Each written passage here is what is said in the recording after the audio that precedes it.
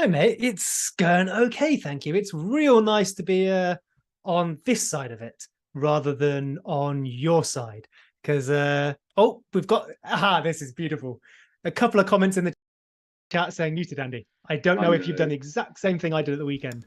Every time. I think it's sorted now. Shall I start Fair, again? fair, fair. Go for it. Why not? Yeah. Hello and welcome to the people in the chat and the people listening. You are joined by me, Andy, FPL Mode. There's normally three of us. Now there's only two of us. That is because Joe is on holiday. He's sunning himself somewhere gorgeous, no doubt. So Joe, if you're listening, hello, and we'll welcome you back next week. But we are joined by me, Andy, FPL Mode, that now has sound. And we are also joined by Seb. Seb, how is it going? Mate, it's going 100% better than it was a second ago. Because you did that just to make me feel good about my experience on Saturday, right? Yes. For anyone, yes. for the two people in here who also joined us on Saturday, I had my first go hosting, and me and Az had a lovely chat for all of about 5 minutes, and then we moved on to a bit where I had not put the mics in. It wasn't Az's fault; it was my fault, and we chatted to ourselves for a moment, and then the chat pointed it out to us. But Andy, thank you so much for making me feel included there. I appreciate it. That's all right. I'm all about inclusion. That's all I'm about. Seb, you're kind of carrying on the kind of character that I've kind of made for you this year, where you're quite annoying because you keep having really good ranks, and it's really getting to me because I thought I did quite well this week, and I went and had a look on the mini league, and I was like, oh no, of course, Seb's beating me again this week. So you've had quite a good start, haven't you? Yeah, I mean, is it like probably 10 points, 20 at most between us? It doesn't mean anything. Like, for what it's worth, I had all my players play on Saturday. So, of course, I did the whole like, oh, this is my rank on Saturday because it's only going to get worse. I was like 13K or something. Ooh. And then Perishit's kept a clean sheet and I dropped to 40K. So, like, if that's the difference between my ranks, legit, there's probably 10 points between us, man. So, it doesn't matter. Like, yeah, it's nice, don't get me wrong, but it's also some fortune. I started Sanchez a couple of weeks ago instead of Ward, and that was like the only difference between me and a bunch of other people. And if anything, I think most people thought Ward was a better start. I did it because I think, was it us that were chatting, or maybe it was me and Ted just talking about for fun and not playing, and I was like, oh yeah, that's right, so I'll go Sanchez. If that's the difference, who cares? It's all the same. Ask it again in 10 weeks. I mean, look, I'm not obsessed with catching you or anything. I think it's 19 points that you are ahead of me. Not that I've looked, not that I'm that worried about it. But I think it's 19 points. It was about 24 the week before. So but you're closing the gap. Haven't really looked. Yeah, I think so. Yeah, I'm doing all right. Yeah, mate, if you're closing the gap at 5 points a week, it'll only take about 4 weeks for you to overtake me. Well, I'll beat you by the end of the points, season, you'll be 40 ahead. Yeah. Anyway, enough about me trying to catch you. FPL Focus in the chat saying, I'm honestly keeping my eye on Seb this game week. Yeah, I think we all are. So this week, we are going to be looking at our points that we got this week. We are also going to have a bit of a chat about Mo Salah. 4 game weeks in, and as soon as I mentioned that we're going to have this chat, Seb was like, here we go, the chat's starting.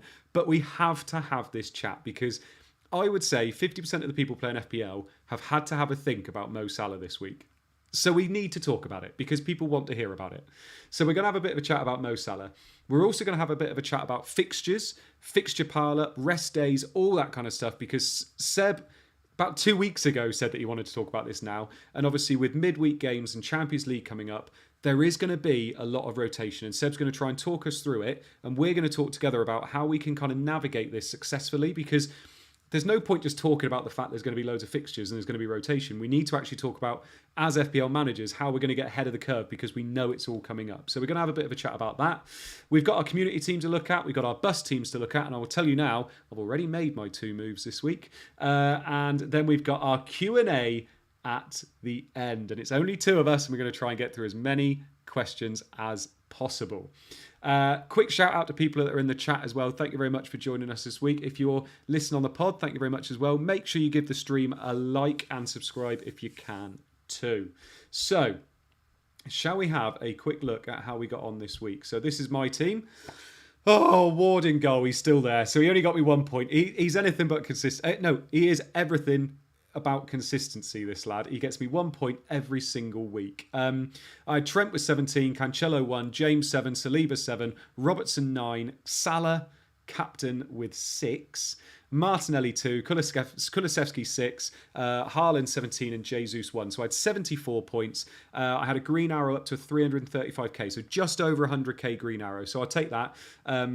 I mean, Saliba with that gorgeous assist, one of the assists of the season, I would say.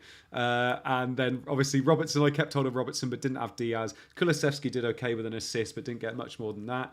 But Haauland and Trent, obviously, getting 17 each was quite nice. Salah was the big one, though. Salah captain, 9-0 win for Liverpool over Bournemouth.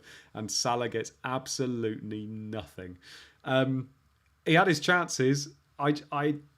We're going to talk about Salah later, so I won't talk too much about him now, but just ridiculous. The one thing I will say about my score, though, everybody was so worried about big at the back last week, and look what happens this week. Trent, James, Saliba, and Robertson all get me over 6 points. 7, 7, 9, and 17, which is just absolutely beautiful, isn't it? So, yeah, quite happy with that. 74 points, up to 335k. I would be very, very happy with that if you told me I was going to be there in Game Week 1. So, yeah, not too bad.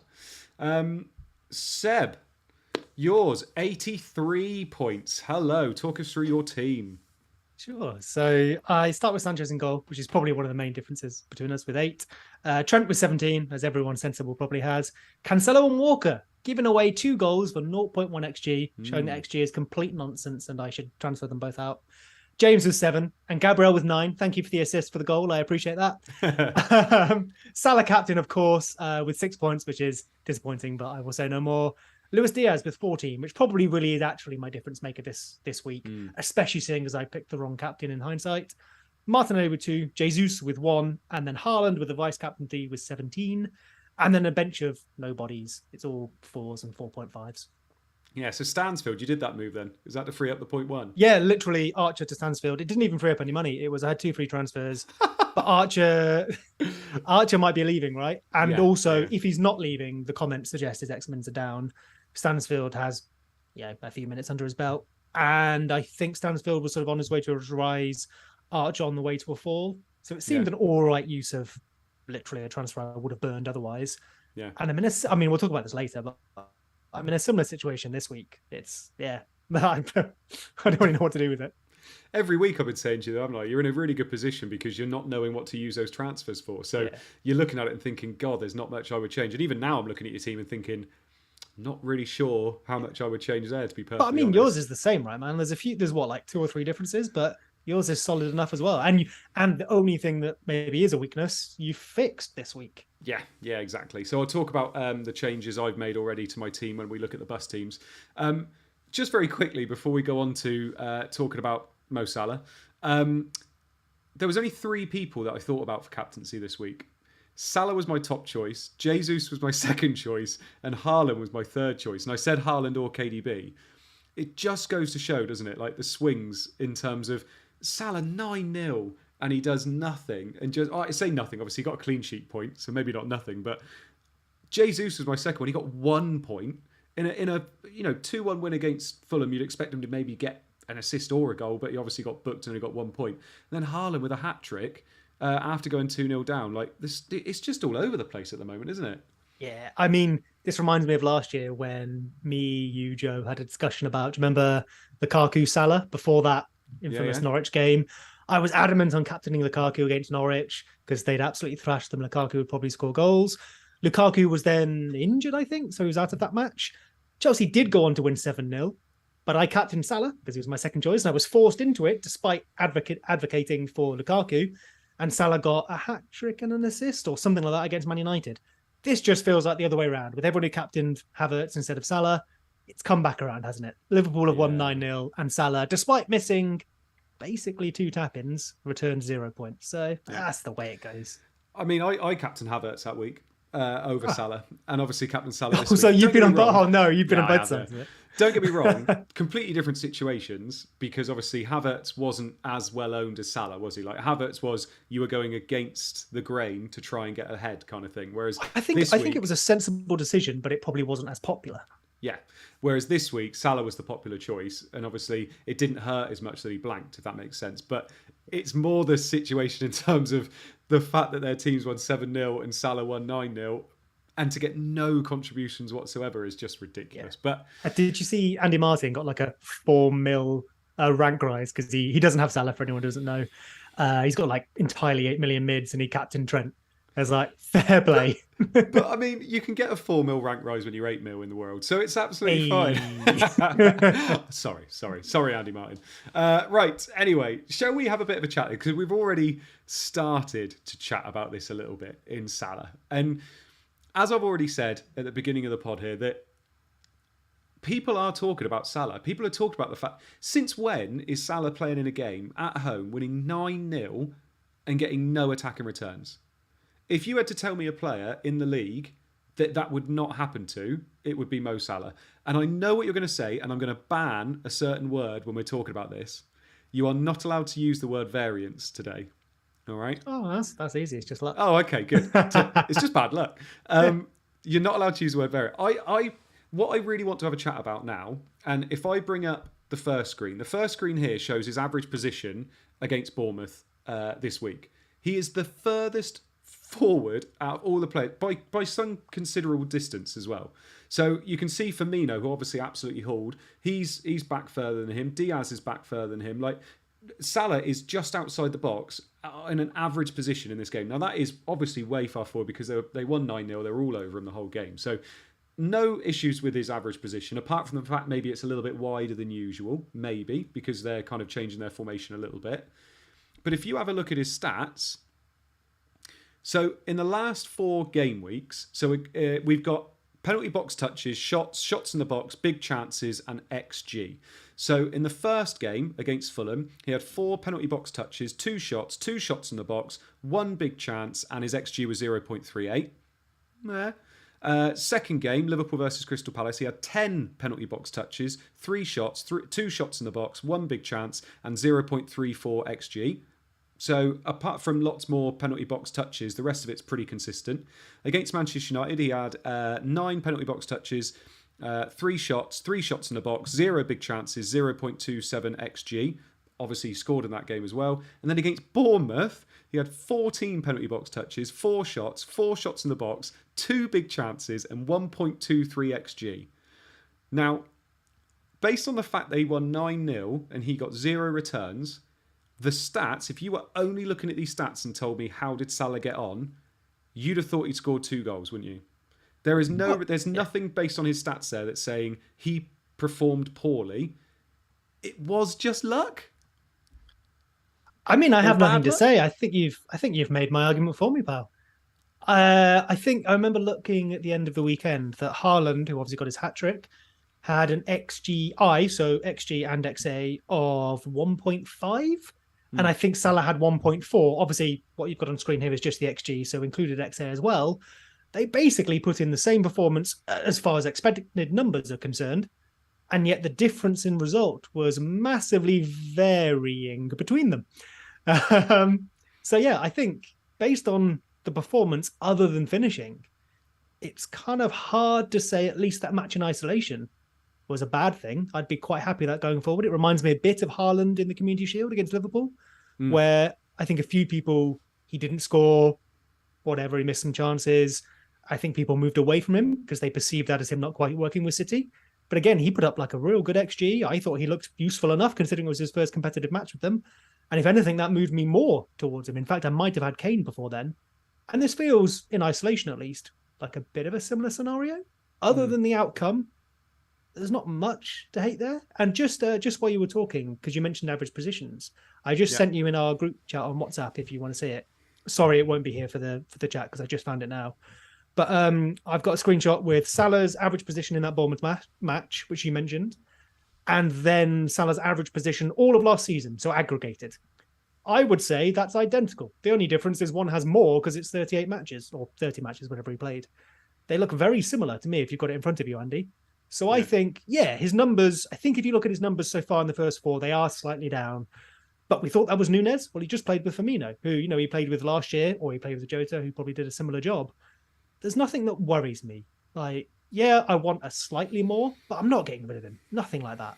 What about you? I see. It's funny because when I wildcard in game week 8, I think I'm getting rid of him. But that's because his next 4 fixtures after in game week 8 onwards, he's got 3. He's got Chelsea, Arsenal away, and City away, I think it is, or City at home. So he's got some tough fixtures for 4 weeks. And I just like the fact that I could maybe go a little bit different without him. Next 3 fixtures are lovely for him, aren't they? Up until game week 8. Yeah. They're absolutely lovely. But my big question is, you look at those stats, like the game against Bournemouth, I don't know how he didn't return. I've got no idea how he didn't return. Oh, yeah. Two chances in particular. One he blazed over the bar, didn't he? And one under the bar where it was just nuts, yeah. But is that something that the stats can't see? Is that something that, yes, we've got the stats there. Yes, he gets XG for that miss. But why is Mo Salah not getting any returns in a 9-0 win? I mean, so look, my short answer, without using the word you don't want me to use, is, there's a reason a 0.9 XG chance is 0.9 and not 1, right? 1 time in 10, someone misses it. He had the 1 in 10. I guess if you want the longer answer, there could be something. There absolutely could be something that XG, that, me watching the match, whatever it is, doesn't pick up. There may well be something affecting him that only affects his finishing. But if we want to bring this back to FPL decision making and not like, match of the day analysis, that sounds derogatory. I actually mean that in a positive sense, because we're not here to analyze football. We're here to analyze FPL. Yeah.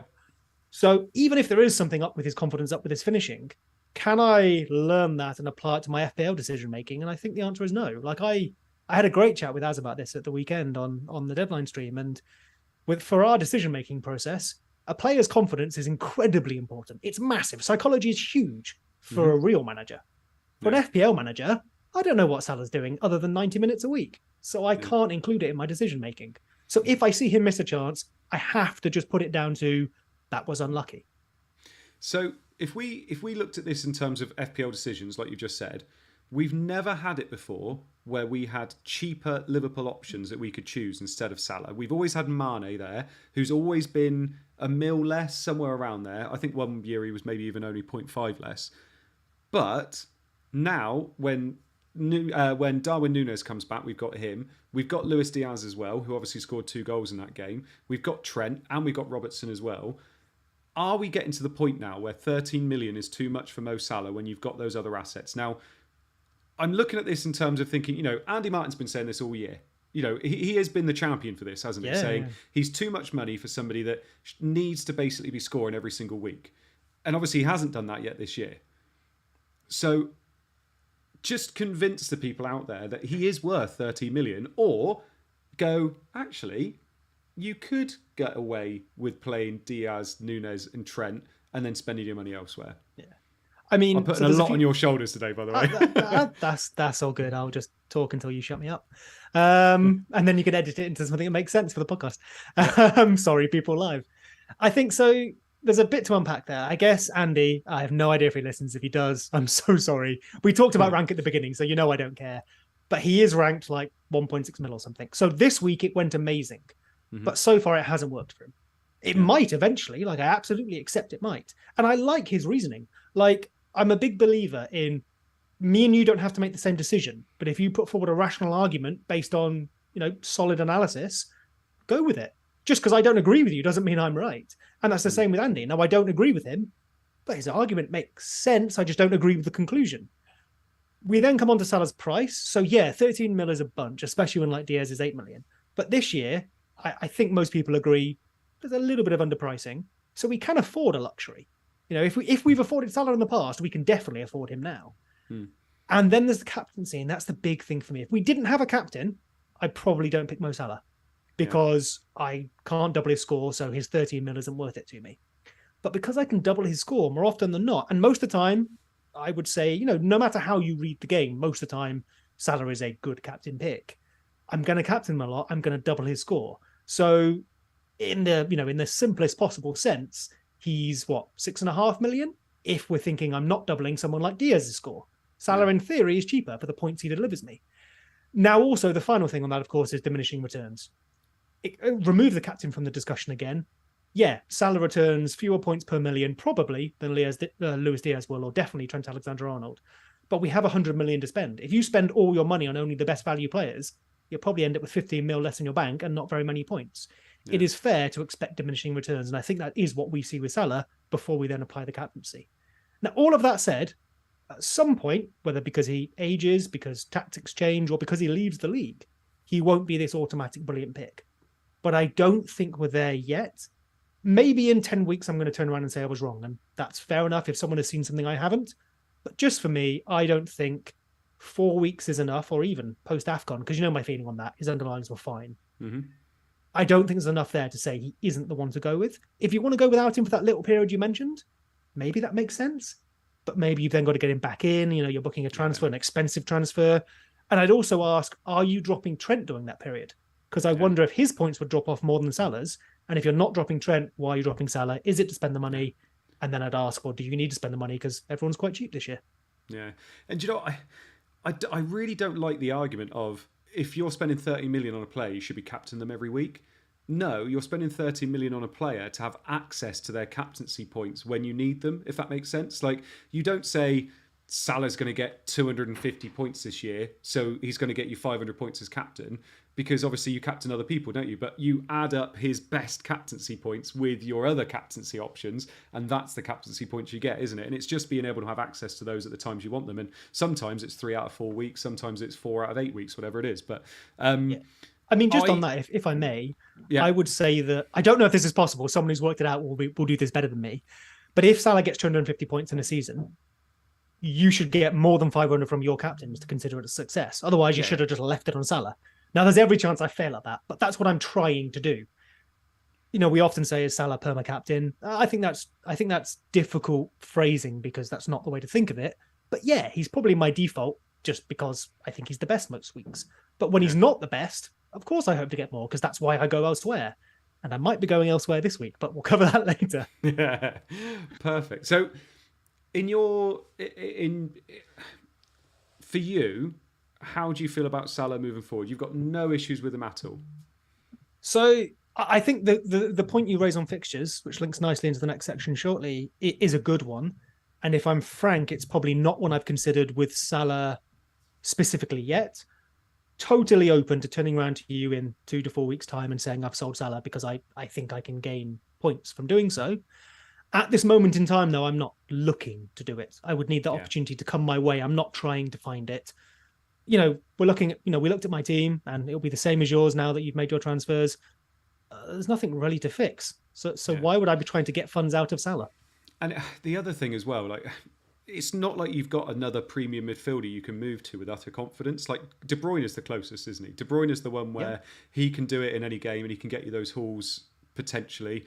But he's going to have just as much rotation as Salah. If anything, he's more of a rotation risk than Salah in these coming kind of 4 or 5 weeks. So I don't feel like there's anybody to move to. Son is the only other one, really. And Son is well off at the moment. So if you're losing Salah, yes, you can maybe upgrade somewhere else and you can, downgrade him to Diaz or whatever. But it's what else you're going to use your money on. And it needs to be a reliable asset that you can captain as well. And I don't massively see lots of options. But we're going to talk about that a little bit with your fixtures as well, aren't we? Because I think a lot of our decision making now, we have to be thinking about these fixtures coming up, don't we? Yeah, so I think, if you're happy to move on to that, the way this came about was we were discussing in our chat about prices and about how we wonder if pricing has been overly kind this year to the point where, everyone has this similar template and there's not much reason to move away from it, which is obviously the interesting thing in FPL, right? You pick a team and then you make 38 or actually probably more like 300 decisions throughout the season. Well, right now I'm switching bench players. So we were looking for, when might people move away from the template? Yeah. And I think it might be when Europe starts and when all of this fixture congestion comes in. And maybe it will take a little bit of courage, and I might not have that courage. But I think if you look at the fixtures that are coming, if you're cool to move on to that, we can go through it. Screen now. Oh, thank you so much. There's an awful lot of congestion, especially for these teams that we've got all our players from. Now I think my 11 is Sanchez and then entirely top 6. And I know some people even have like top 4. But as you can see here, we have, so this goes to game week 5, which is the one coming up, and goes through to game week 16. The reason for that is 16 that's just before, because game week 8 is international break and 16 is just before the World Cup, I believe. Yeah. So in theory, this is our mini season before the World Cup when we get effectively a new wildcard and we can start again. So I wouldn't look any further than this. And in fact, you're probably going to use your first wildcard within this period too, potentially about game week 8. And I think you can see, and for audio people, we'll go through this in a sec, you can see on the sheet as well, there is a bit of a shift in fixtures. And importantly, there's that international break and the congestion will be 2 weeks in. But what we're looking at mostly here is that top few. So Man City, Liverpool, Chelsea, Tottenham, Arsenal, Man United, and West Ham, of course, are all in Europe. And in Game Week 5, they all have a fixture, which is tomorrow night and Wednesday, hence us recording tonight. They then all have a match this coming weekend in Game Week 6. And then they all have Europe in the following midweek. After that, they then have another match at the weekend. They then have Europe again in a midweek and another match for Game Week 8 at the weekend. Now, after Game Week 8, there is an international break, which probably looks good on our schedules. But if you think about the teams and the players we're talking about, an international break means they're all playing once, twice, flying around the world. It's almost worse than what we've seen beforehand. We know how rotation can bite after international breaks, especially for our players that have to travel a long way. And then it starts again, and I won't go through all this now because we may get onto it a little bit later. But again, from 9 to 16, there is not a single midweek break. On the schedule, it looks like there may be between 11, 12, and 13, but that's because 12 is another midweek Premier League round. Every other midweek is permeated by Europe, and I believe one cup round, which is the last one before Game Week 16, the League Cup. And then we have the break for the World Cup. So in answer to that question of when will the template be broken up, I think this is potentially our answer to that. Because if I have triple City, triple Liverpool, one Chelsea, I don't have any Tottenham, but some people have plenty. I think I have triple Arsenal. I have no Man United or West Ham, but then I have a Brighton player. So all of my team are playing, 5 fixtures in about 2.5 weeks, and then they go on international duty. If there were ever a time to listen to Pep saying Haauland will play once a week, it's now. Now, we'll talk about Haauland specifically later. I don't know what we're going to do there. But this is where rotation will bite. This is where Núñez will come back into the team. Jota will be fit. I might move away from Luis Diaz. I'll probably keep Salah. I'll probably keep Trent. But I am a lot less sure about my Walkers, my Haarlands. I mean, maybe even some of my Arsenal, Gabriel. They have a lot of centre-backs. He's the only left-footed one, but I don't know. So I don't know about you, Andy, but what jumps out to you here, just in that first little block? And then maybe we can talk about who we would go to as an alternative. The massive thing that jumps out for me is all of our teams are just packed full of these top 6 teams. Like, because of the pricing this year, we've all got, most of us have double or triple City. Most of us have got double, triple Liverpool. Most of us have got double Chelsea. Most of us have got one Spurs player. Most of us have triple Arsenal. Man United and West Ham, maybe not. But that makes up the majority of your team. And I'm looking at this and thinking, is this going to be the time when now we're starting to take out some of those rotation candidates? Like, I've just taken out Kulusevski, a bit of a spoiler there, but someone like Kulusevski, someone like Martinelli, someone, these players that are in a lot of teams, and all of a sudden they're not going to be starting 1 week because they've played 3 games, in 1 week. And can you start moving can you start moving things around and having players like Tony, Mitrovic, because they're going to be playing every weekend? And I feel like this is now that time to do it. And I know, as mentioned earlier, and he showed me his wildcard, and he's wildcarding this week. I just think it's an awful time to wildcard because he wants all those players in there that are top 6 teams. And I've looked at it and he's got majority of those. But this is the time now where we're going to be going into mass rotation. But then is it going to be mass rotation? Is it going to be as awful as we think it is if players are going to be playing in Europe and then the other players are going to be playing in the league? So it's really tough to call, but as you've just said, this could be a prime opportunity to kind of change things around a bit. I think this will be really interesting, and dare I say, I don't want to say a test of manager's skill, just in case it goes wrong for me. No, I'm kidding. But no skill. Of course, there's a bit of luck in here. But I guess, the way I play, I think the biggest edge we have is analysing tactics and trying to guess minutes. Well, that's now. That's happening now. Guessing players' minutes are going to win you huge points here. If you sell Haauland for Tony or Mitrovic, as you suggested, who I think are right up on my list, you could win massive. You could also lose massive. And so I think it's a really nice opportunity for people to... I'm not advocating gambling on this. You may do the opposite. You may hold Haauland because you go, even if he only plays once every other match, I think he outscores everyone else. That's an entirely fair assessment. But this is that time to make that assessment and make your call. And I think if you would be so kind to move on to the next image, because I'll also talk through this one a bit more. This is the one I want people to see because this is lovely. Have so you just credited Lego Mane here, by the way? I was just about to say, just while people are looking at these are both from Lego Mane. For people listening, that's at _FPL on Twitter. He very kindly put these together for us. I do believe he's tweeted the second one, so please check it out. But it's a lovely visual aid because someone can talk to you about this all day, but seeing it is much more helpful. And this second one in particular is a real lovely visualization of not just the fixtures we're going to see. This is only up to game week 8, by the way, now, because that's maybe a wildcard period and that first international break. But not just the fixtures, but the time in between those fixtures that teams have. And I believe this is recorded in days. So green would be 5+. Dark green is 5+. Light green is 4. The yellow amber is 3. Light red is 2. And then the dark red, which does appear once for Chelsea there, is 1. I was going to say less than 1, but that would be insane. It's just 1. I think I've read that correctly. So when we look at those top 7 again in Man City, Liverpool, Chelsea, Tottenham, Arsenal, Man United, and West Ham, we have, I need to get this bigger for myself here.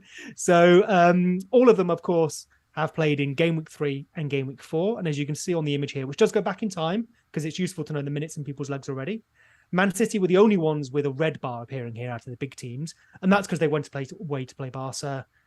They rotated a lot in that. I don't think anyone got more than 45 minutes apart from Mahrez. And we saw already how they played the weekend. So that's not too much of a concern. Everyone else had a whole week off, so lovely.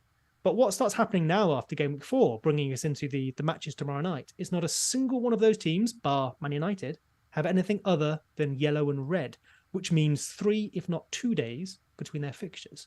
Then moving forward into between game week 5 and game week 6, it is only Chelsea who have a green, which is 4 days. All of the rest of those teams, again, have red and yellow. This pattern then repeats, but for every single one of them, so all of those 7 mentioned, going from game week 6 to game week 7, they have varying days. Andy, I'll ask your opinion on who you think is best here, but all of them have yellow and red in that period. And then again, between 7 and 8, all of them have a yellow and red, which is 3 or fewer days rest in between matches, apart from Liverpool, who do have a green, a light green, so 4 days, just before that final match into game week 8, which I think, reading that, is Chelsea away. So not necessarily a great one anyway. Andy, looking at that, and we can then cover the rest of the table in a moment. Looking at that, what jumps out to you? Like, we know who we own. Is there anything that scares you or encourages you there? Just very, very quickly, quite a few people in the chat are saying that the Chelsea game that you just mentioned, that 1 day rest, is actually been moved to the Saturday. So it's going to be 2 days rest for that Chelsea game in game week 6. Which is good to know. So thank you very much for that. So that would, for people looking at this, then that would be light red, which is 2 days. Still not a good thing, but not the insanity of 1 day. Thank you very much for catching that. I mean, the big thing for me is knowing that from between game week 5 and game week 6, it just looks horrendous for pretty much everybody. Apart from obviously Chelsea, Man United isn't too bad, is it? Leicester and Brighton aren't too bad. But the big thing is, like, those top 6 from game week 5 to game week 8, it's a game pretty much every 3 or 4 days, isn't it? Which is, I know this is going to be hard to kind of maybe to compare it to, but I played Footy Man with this season and with the World Cup season, and trying to get a fully fit squad. Every single week you're having to change your players around. You just are, because they're just not match fit. They're right click rest 3 days. Exactly. And you're looking at this and thinking this is exactly what's going to happen. And seeing that sea of green from game week 6 onwards for those bottom 14 teams, I'm wondering in my head whether we're thinking too much into this, but in a lot of ways, like, I don't know how we can be, because when some teams only have 3 days rest before they're playing their next game, those wingers that we've invested in, like players like Martinelli, players like Foden, players like even players like Salah, like, they're all going to have to be rested at some point, aren't they? Some of them you would think are going to play every game. Someone like Edison, like, he might be playing every game anyway. Those goalkeepers, some of those central defenders might. But when we've seen things like this before, there is that rotation, and it worries me that so many of our teams are just packed full of these players. Well, so I think you mentioned an important point there as well. Obviously, we're leaning very heavily into, oh my goodness, rotation. Yeah. What we're not saying is rip up your great squads. What we're saying is just bring this into your decision making. And I think for me, the thing you mentioned there with Edison is the really important point. If I've got Walker, Cancelo, and Haauland, that's my personal team.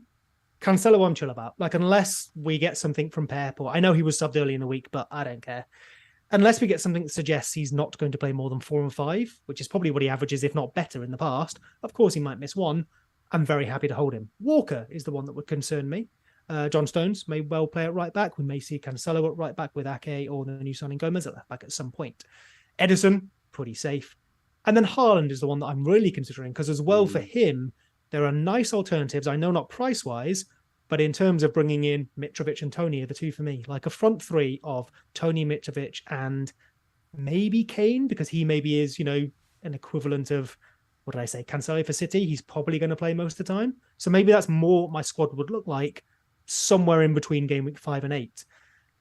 I think as well, when we're then looking at the poorer teams, only based on the table here, which is to go through them, that's Leicester, Brighton, Wolves, Newcastle, Crystal Palace, Brentford, Aston Villa, Southampton, Everton, Leeds, come on, Fulham, Bournemouth, and Notts Forest, Andy? Oh.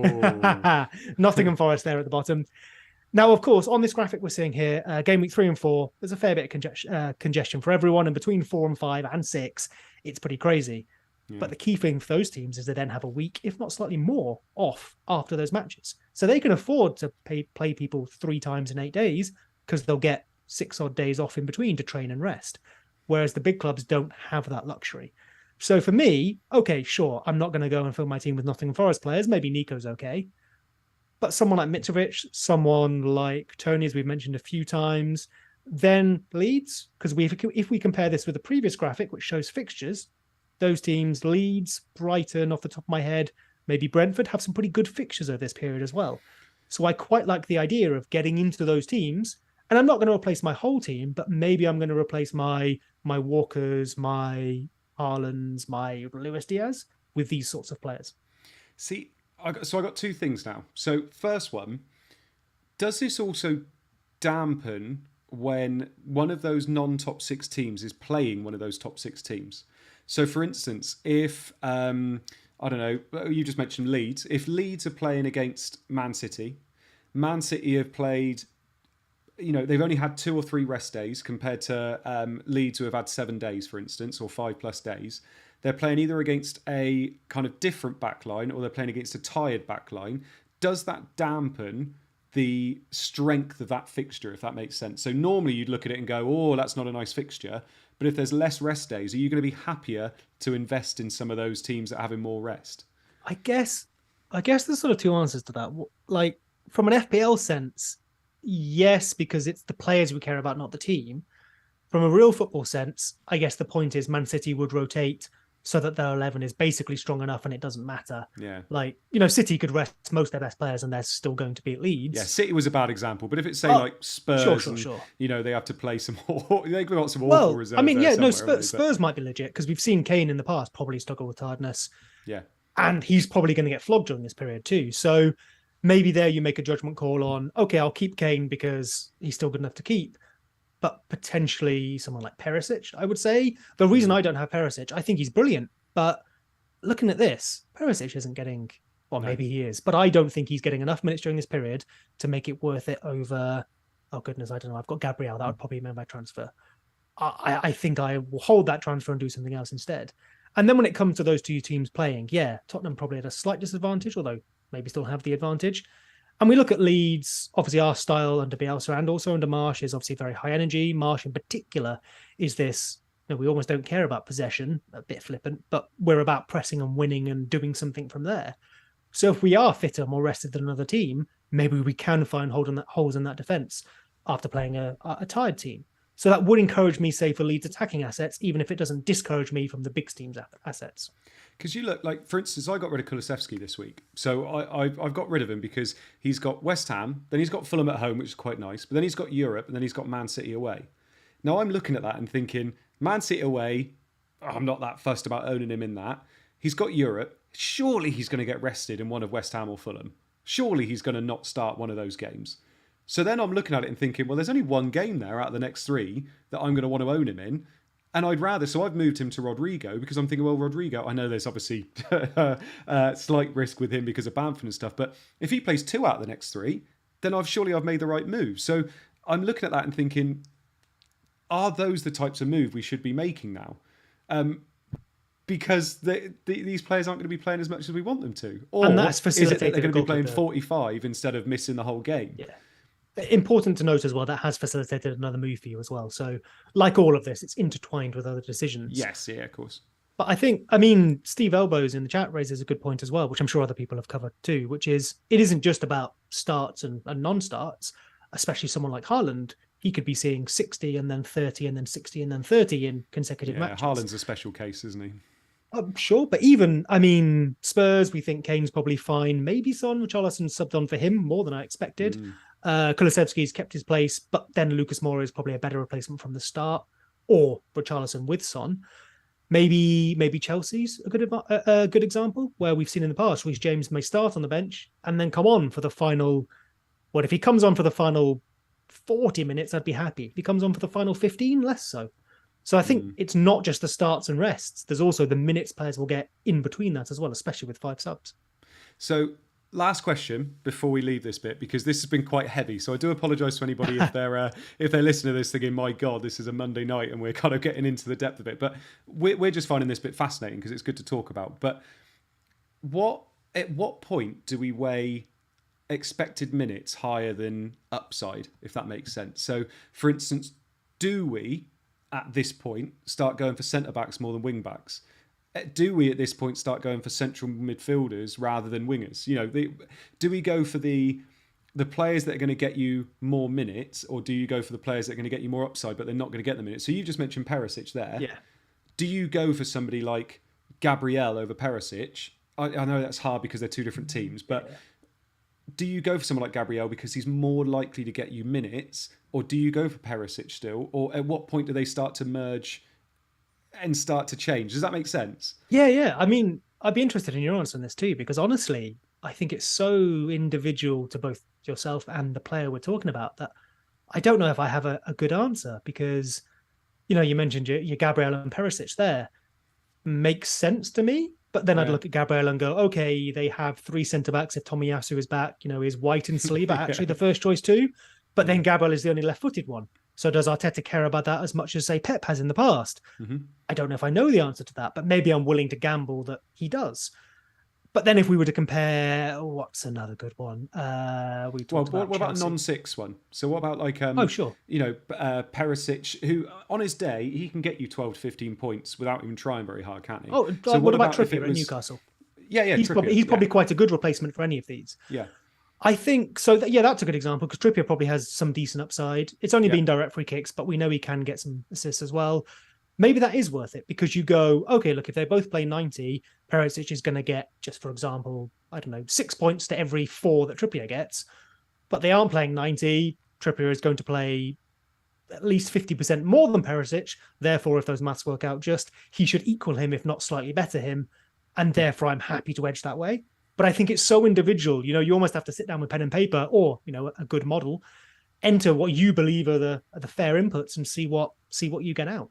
Yeah. So, you know, and then someone like Salah, just to bring it back around to that, if the fixtures are tough, I understand, but Salah probably has such a high floor and such a high ceiling normally that it just doesn't matter to me. You know, I'm keeping him. So I said last thing before. I'm going to say this is the last one. Captaincies then. So what about captaincies in this period? Because you've got Haauland, you've got Salah, you've got you know KDB, and maybe Jesus is kind of getting there now, although he only needs 6 captainers and he's over 100% EO. But does that start coming into it with your captaincies now? Because everybody spoke about Haauland and the fact he was probably going to get rotated in this game. Now it looks like it's probably going to be the midweek game, isn't it? That he get the weekend game that he would get. That would be. I have no inside info, of course, but I would guess he plays this midweek, starts and probably subs quite early if they're winning. Yeah. Then I reckon he rests the weekend, gets the midweek, and then gets the following weekend because it's Spurs. Yeah. And then there's Dortmund, so we'll see, but that's quite far ahead. That would be my guess, but obviously that's, you know, that's probably a 60% confidence guess, to be honest. Yeah. So I'm just wondering, because like, Salah's that one for me where he's probably going to play most games, isn't he? He's going to get rested a bit more, but like Haauland, we've already been told is going to get managed, which is rightly so. But I'm just wondering how much captaincy actually how much your choice of captaincy has to be thought about in terms of how much they could potentially be rotated or only get 60 minutes and stuff like that. Because, I know you're a big user of FPL Review, and you look at it and think, if you adjust their minutes, all of a sudden your captaincy choices can get swapped around quite a bit, can't they? Yeah, so I was just looking, bit of live research. I was just looking in the scout area at the season ticker. Because I guess, again, that Salah fixture thing, like honestly, I've not thought about it too much yet. So I think it's an interesting thing to consider. Because someone like Haauland, I may well captain him this midweek, but generally going forward, there's a chance I hold him, I guess, but I probably wouldn't give him the captaincy if I did, because my uncertainty about him starting would be such that I don't want to risk doubling 1 point as opposed to doubling someone like Salah who's certain to play. But if you're then telling me, looking at the ticker here, Liverpool from game week 5 to 14, which is a long period, they're firmly mid-table, and then between game week 8 and game week 11, they have Chelsea away, Brighton at home. Brighton are good. Arsenal away, Man City at home, and then it's West Ham home, Nottingham Forest. It becomes lovely again. So yeah, you could duck out of Salah going into 8, Wolves at home in 7, so I'd want him for that, and then get back on board for West Ham at home. It's 4 weeks. You'd want to be pretty confident that you could make that work value-wise and transfer-wise. But yeah, you could do it. I probably hold him. And then if we compare to... So City in that period play Wolves away, Man United at home, Southampton at home, and then obviously Liverpool away. Oh, and then Arsenal away, actually, when you'd want to go back to Salah. So yeah, I mean, I said Haauland would play Tottenham. I think he probably misses that Wolves game. He probably plays Man United. Southampton, maybe not Liverpool. So yeah, I mean, if you wanted to, I think I'd lose Haauland. I'm certainly, I'm looking at this live, so excuse my ahhing.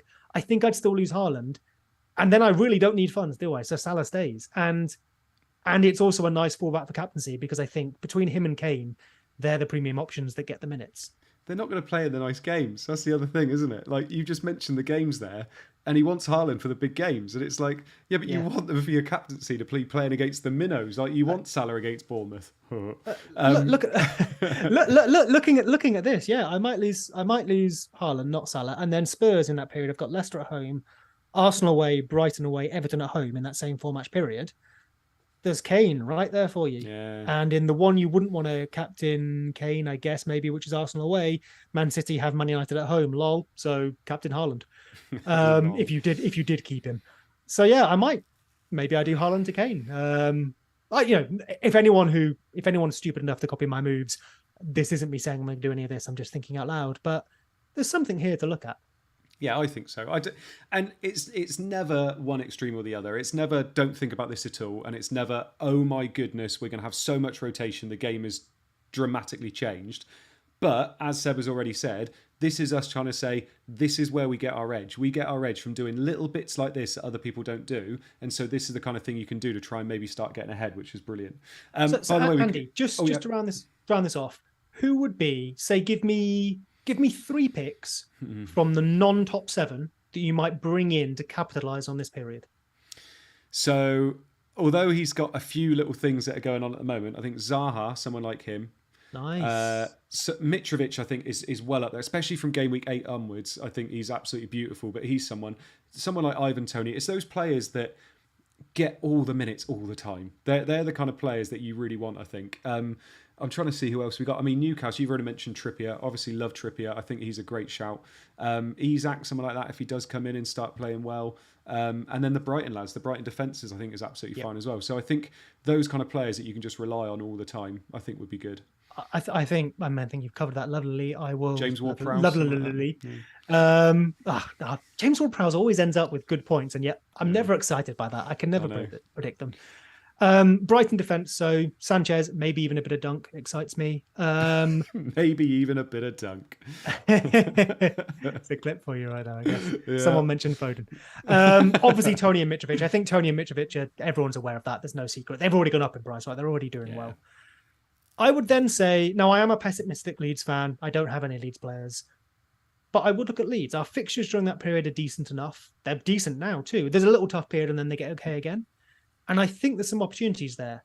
Of course, Rodrigo, everyone's been excited about him. And in the short term, so this midweek and next weekend, I think he keeps his place. I think you're fine with that. I know people have made that move. I do think his minutes going into the future are uncertain. Bamford, it sounds like will be involved, or they've got a decision to make as to whether he will be involved this week. That will almost certainly be the bench. And I think the weekend as well will probably be the bench. We're really easing him back in. But for me, now I recommended Aronson last week, was it, when we spoke about it in the analysis, which some people were very kind about. So thank you so much for that. We'll try and do a bit more in the future. But since speaking, Sinistera, who we weren't sure when he would start, did start in the cup and did sub on at the weekend and has looked like our best player. And not just looked like in 2 matches, but in the Eredivisie. I know the Eredivisie, but Man United just spent 100 mil on someone from there. Oh, God. He was, of course. He was very good. So I think if you're targeting Leeds, if you need him, if you need Leeds now, sure, get Rodrigo. If you're thinking Leeds for the more medium term, I would say wait till Sinistera, who I think is 6.5. Wait until he gets his start. And honestly, I think go with him. He is nailed on the right, if not playing on the left for us. I think Rodrigo's the one at risk. He's not in the first choice front four unless he keeps playing himself into it.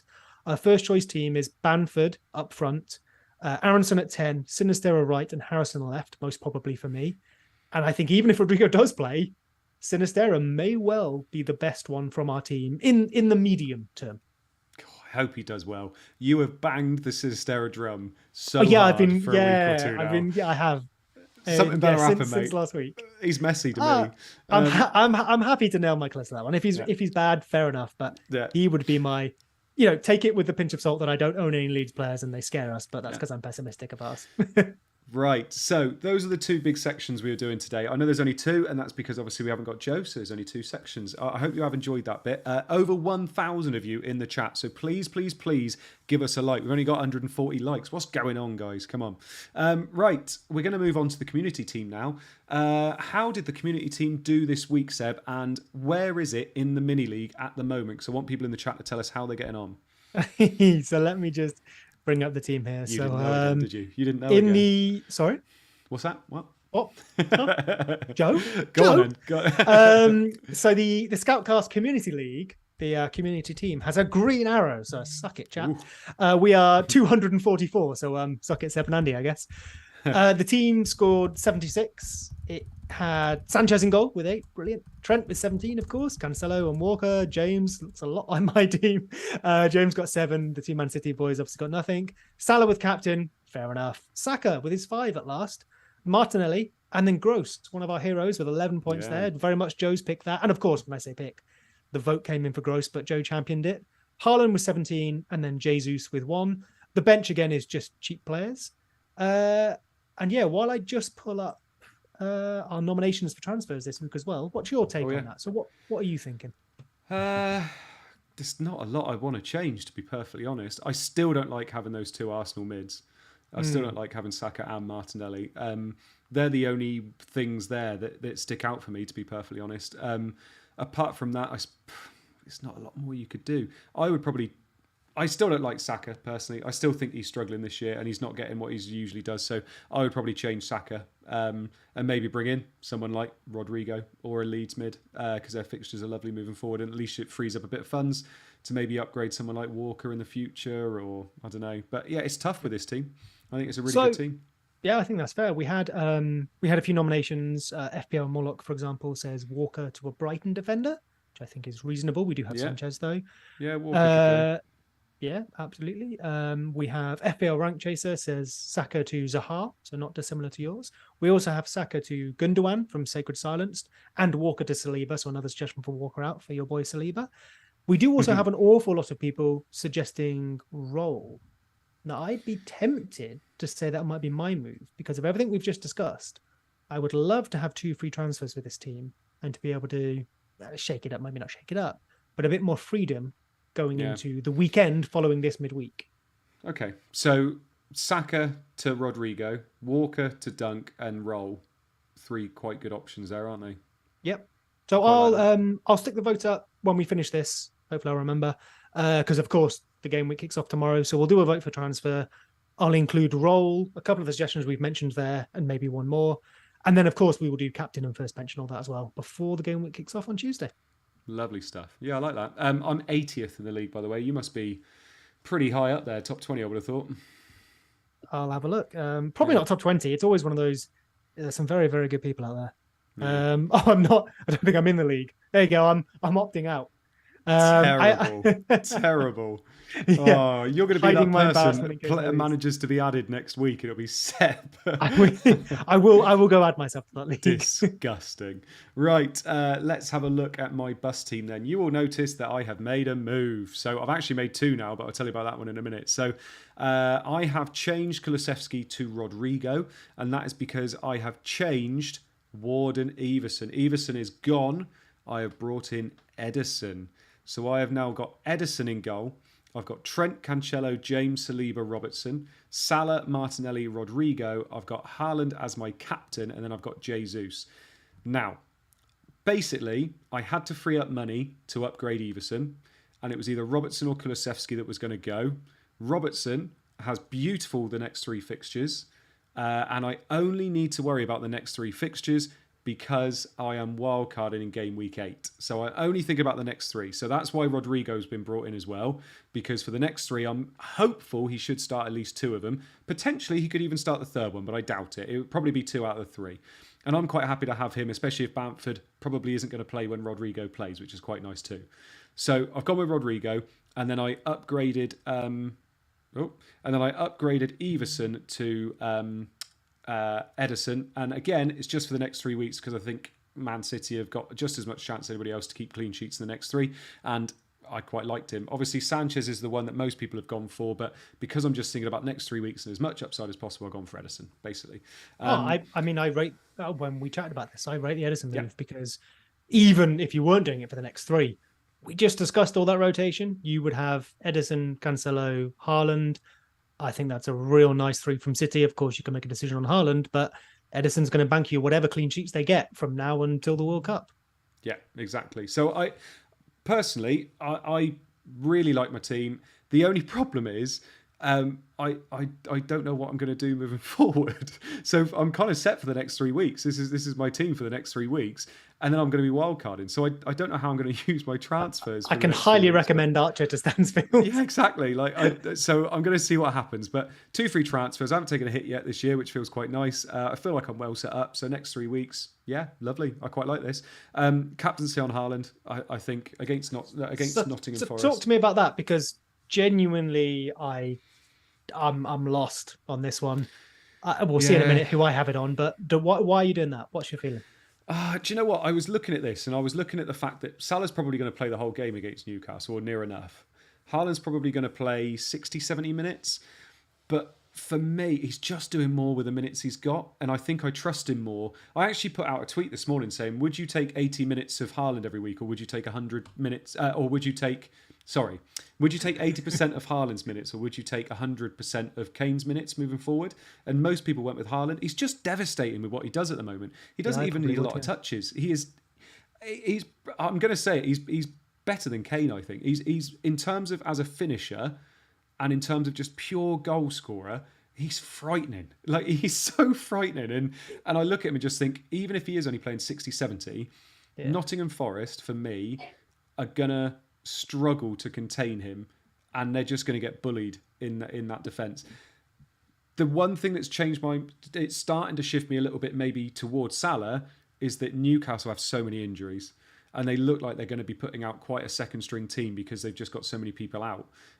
So obviously I think they're both great shouts. Even Jesus against Villa are awful. So my one biggest worry is that I went for Salah last week. Haauland got the hat trick, and now it's probably going to swap round this week because it's how it bloody happens, isn't it? But for me, my head's just saying Haauland if he's getting the minutes, and we'll see what happens.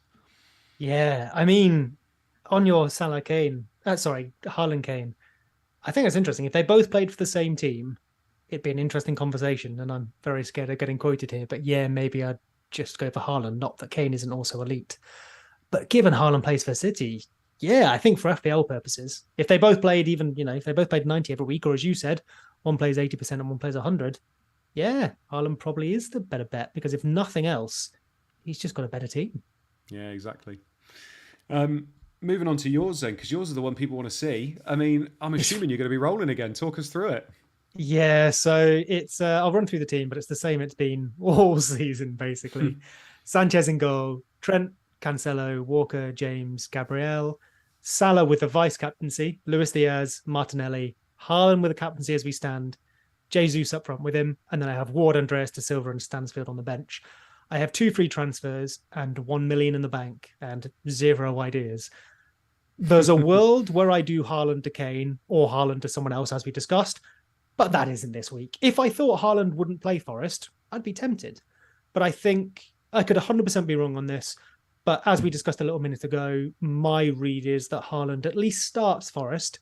And if he's going to get subbed off, hopefully it's because he's been involved in a number of goals. And then we'll see going forward. But if I think he starts this midweek, I'm obviously happy to keep him. And maybe I'm happy to captain him. I mean, you covered that quite nicely, Andy. I don't have much more to add. So yeah, my transfer, I've already done the Archer to Stansfield. I could do De Silva to a 4.4. But when I was thinking about, I know, when I was thinking about that though, I was thinking like, okay, even if De Silva isn't all that exciting, which, I only did him for money in the first place, I'd have 1.1 million in the bank, still nothing to do with it, still have a wild card in a few weeks, which I've got about 5 or 6 transfers beforehand. And so actually getting 0.1 in my bank makes no difference because if De Silva's going to drop, then sure, I'll make that change. But at the moment, he's not. Yeah. If De Silva stays at 4.5, I know he's 4.6, but my selling value is 4.5. Well, it doesn't matter if I get a 4.4 because I'll have that 0.1 either in cash or in the team. So I actually might be better off just burning a transfer this week because, and this is absolutely outrageous, I nearly swore there, if you burn a transfer, you make fewer transfers over the season, and that is the tiebreaker if you finish on the exact same place as someone else. Yeah, I'm with you. It means nothing, but when you've got to the point where I am, I guess I might as well. You're at the top of the pyramid, are you? Self-actualization. There you are. Look, Maslow's hierarchy. But that sounds like, honestly, this isn't. But you did clever. Archer to Stansfield last week. You should have just burnt last week as well. Oh no, but that was because if Archer leaves, Stansfield obviously is getting some minutes. Archer's price is on the way down. Stansfield's is on the way up. So that made sense to me. And also, we've talked about rotation here. I do actually I'm happy for them to be cheap, but I do actually want some players to get minutes on the bench. So if I did De Silva to like Colback, I'm not so sure on his minutes. So, and lots of other people in this position, I promise isn't like a look at me how good my team is. Like FPL Salah, for example, I know has a very similar situation. A little bit. Oh, I promise it's not. I promise it's not. I mean, what do you think? What do you think? I know, I agree. I think probably going to burn this week. I don't see anything you can do that's going to make a mass difference. I think next week you probably could. Next week you could maybe get rid of someone like Walker and you could bring in another Brighton defender. You could bring in Trippier. You could bring in someone like that. So someone that has nice fixtures that you can get a bit more upside than Walker, I guess. But even then, like the rest of your team's fine. It's just horrible, mate. Don't like it. Yeah, I mean, Walker to like, I'm not really sure. Maybe like, I guess Perisic was an option a while ago, but I think I've missed that one. Maybe a Walker to Brighton defender or something is on. Trippier or something like that. Yeah, I think that's probably the start of trying to build towards that period of time when we're not so sure. Yeah. And then there'll be an interesting conversation because then it'll be you've built your team for rotation and then the wildcard comes and you're not even sure if you want to use your wildcard. The only other thing you could do, you could try and make things tricky for yourself. So you could be taking players out for like Luca Dean and like just go, actually, can I handicap myself because I'm doing quite well at the moment? Can I still do well even though I'm bringing in these like horrible players? That's a good idea, isn't it? Mate, don't worry, I'll handicap myself later. Like, don't you worry about that, my friend. Yeah, the manager's enough of a handicap, isn't he? Right, so there we go. We are going to be moving on. Look at this. Look, we've only got 2 people on the screen, but Robbo is back. So we've got a Q&A now. So chuck your questions into the chat and we will answer as many as possible, as quickly as possible, Seb. Not in 15 seconds, just as quickly as possible. All right. Yes, boss. Right. Right. So we'll just have a bit of a wait to see who's in the chat. Little stretch, get to answer relax. I know, how nice. I might win. Go on then. So we've obviously messed around with rank and stuff this season. What's like your? This tonight. Sorry. What's your target? Now I know it's kind of silly because it's like just to do as well as possible. But what's your sort of you're in a good position now. Where do you think you can get yourself to? Not at the end of the season, because that's boring, because the answer is just as hard as possible. Yeah. By the World Cup, because that's when everything changes. If a bunch of players get injured or whatever, we've all got this effective wild card. So where do you want to be by the time we basically reset? I'll have used my wild card, and I reckon as long as I'm top 50k by halfway through the year, I think I'd be quite happy. I think that's very achievable, but you don't know what's coming up. So as long as I'm top 50k by halfway through, I'd be quite happy with that. Fair. Yeah, I think that's achievable, and I think that's that's commendable. From there, you can access pretty much any rank apart from number 1 because, well, that's gone for everyone already because it's a nonsense. Yeah, exactly. Right, I would ask you, but we've already have enough smug said tonight, haven't we? So that's fair. Yeah, I mean, same to be fair. Just don't mess it up, right? Joking. What was it? I did all right last year, but the year before I came like 135k. I mean, you were doing it with us at the end of that season, weren't you? I just 2 seasons ago I finished like 135k. Yeah. Which I think you were doing Scoutcast with us then, and that was I was just okay, fine. I just psyched maybe that was why, mate. You're my secret sauce. Good luck, chum. Yeah, exactly. But I just psyched myself out of it. Like Leeds completely messed me up because I'm a Leeds fan, and then I was like adamant on De Bruyne because his underlyings were great, me, and he just wasn't quite delivering. So yeah, that did me badly. So something like that again this year, right? All we have to do is, Rodrigo keeps scoring. I stick to my guns. I fall down the ranks. That's what'll happen. Yeah. Right. Are you ready? Here we go. Right. FPL Rank Chaser says, I know it's unnecessary, but I'm thinking of bringing in Perisic for Cucurella this week for free because it would be devastating with less minutes on the pitch. Am I crazy? Based on that reasoning, you're not crazy, but that sounds like swapping uncertain minutes for uncertain minutes. There's probably a better move there. Yeah, I don't think I'd do it either. Enrique says, what should I... oh, no, sorry. No, he hasn't got a question. Tony D says, Gundogan, ? Gundogan, exclamation mark? I like it. I think he's going to start this weekend. And I think he'll probably start one of the other 2. So if you can get 2 out of the next 3 fixtures out of him, then do it. The problem is Bernardo is staying. Yep. So while Bernardo may well start on the right, we obviously he can start in the middle too. So love him as a pick. KDB will miss one, you would have thought. Love him as a pick, but maybe he comes off the bench and gets an assist and you don't care, but you are going to get benchings with that. Yeah. If you think he's going to play 2 out of the next 3, do it. Yeah. Theomaticali says, Captain Jesus? No, because I think Salah or Haauland, very, very safe third. But if you didn't think Haauland was going to get the minutes, you'd probably go to Salah, not Jesus. I don't think there's a scenario where you'd be unconfident in both of them. Yeah, same as me. Gavin Bremner says, thoughts on Fofana? Me, I don't think even for 4.5 million, or is he 4.4? I can't remember now. He's 4.4. He went down. Yeah, I don't think I'd be going there because you can get the Cucurella for a little bit more, and I feel like there's more upside. And for me, James is the Chelsea asset you want to own anyway. So Fofana, I just think he's a bit of a boring pick. He's a bit like Gomez when he was at Liverpool, those years ago when you don't pick him because there's better upside players. So I would say no, personally. I'd want to see... I know he's in America doing his medical at the moment, which probably takes him out the next couple. So I'd want to see him start. I'd want to know what's going to happen with those roles. The interesting thing is if he plays right centre-back, maybe that's James at right wing-back more often, which would be lovely. So I definitely wouldn't lose James. I actually would be interested. If he nails space in that team at 4.4 or even 4.5, I like, versus, say, Cucurella. I know he's only 0.5 more, but I like being able to take the minutes risk with someone who's basically minimum price. Right. Seb, I'm kind of at the top of the questions. Do you mind just going down to the bottom? So I think we've had a super chat put in, but I can't. Oh, no problem at all. So the super chat from Ahmed is, I have 2 transfers and I need to get rid of Mount and Walker. Ooh. But I will lose the double City defense. Thoughts? So the question is 2 free transfers, get rid of Mount and Walker, but obviously, presumably only has Cancelo otherwise. Okay. I mean, you could just not get rid of Walker and only get rid of Mount and Mount to Rodrigo, Grosh, somewhere like that, because obviously the fixtures are gorgeous and they're in form and everything as well. So that would probably be what I would do. But if you're intent on getting rid of Walker, I mean, it depends. If you haven't got James, if you haven't got, I don't know. I'd be remiss to lose double City. I mean, you can maybe go down Rodrigo and get Diaz or something like that in, I guess, but that's a bit risky as well. I'd probably just keep Walker. I think you've covered that lovely. I agree. Yeah. Here we go. Philip Biskovich says, Wolves assets in the next 2 game weeks. Not an attacking asset, I don't think I'd go for. Jimenez eventually, probably when we were discussing that. Look at their fixtures. Just signed that Kalajic, though, haven't they? The other striker. But I think I think Jimenez is probably relatively safe still. Maybe a sort of Scamacca Antonio, but if Antonio would actually scored goals, sort of relationship.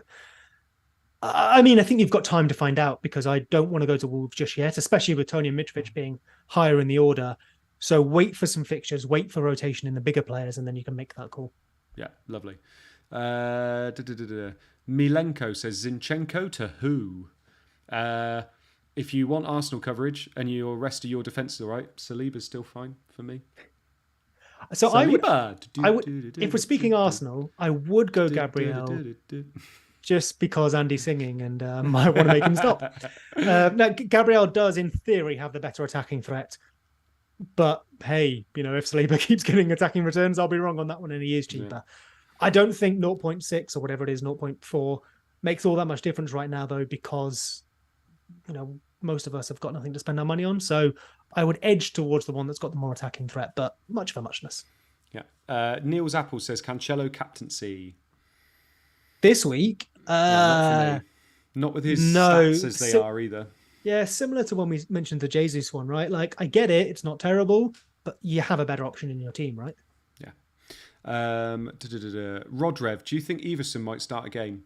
I don't think he will. I think it's just going to stick with Ward, I think. Yeah, I don't know if it matters, right? You sell Everson unless you need the money, and then you sell Ward because you're getting a first who's got to be great either way. Yeah, exactly. Lawrence says, play Trippier or Dunk this game week? So I like this question, but Trippier's obviously got the upside, but Dunk, I don't think they're going to keep a clean sheet this week away at Fulham. Fulham are so good attacking-wise. Yeah. It's tough though, isn't it? Because obviously Trippier has Liverpool. I'd probably play Dunk over Trippier. Yeah, I think that's fair. I think even if you think neither of them will keep a clean sheet, one of them's clearly playing a much stronger attack. So yeah. Yeah, exactly. Yeah. Stefan says, "Do I do Saka to Gundogan?" Oh, I mean, I don't hate Saka. I mean, we covered this, didn't we, a few weeks ago when we spoke about Arsenal? We had a look at Saka's positions. My conclusion from that was Saka is probably all right. Since then, to be fair, it's continued looking like he is either all right or not all right. He's certainly not maybe up there. There's still I think it's fair to say, Martinelli is certainly the better choice. But the community team aren't losing Saka, probably. I think we've got more votes for Roll, so we'll see how that goes. Gundogan, you're right. That was my choice. Lose Saka for Rodrigo. Well, you only get one vote, pal. Gundogan. I mean, we kind of covered this one. I don't want to ramble. I guess Gundogan's all right. There is some minutes rest there. I'm not as low on Saka as others, but it's a fair enough transfer. If he's annoying you, yeah, fine. Emmanuel Barrere says, keep faith in Salah. Go back to the beginning of the stream. We did a whole thing on Salah. Go back to that. We definitely covered all of that for you. A. Dawson says, what to do with Maddison? For me, I think you can get rid of him because the XG of Leicester is just ridiculous. He's scoring from ridiculous XG shots as well. He's been out with injury. I'm not sure whether he's definitely back this week.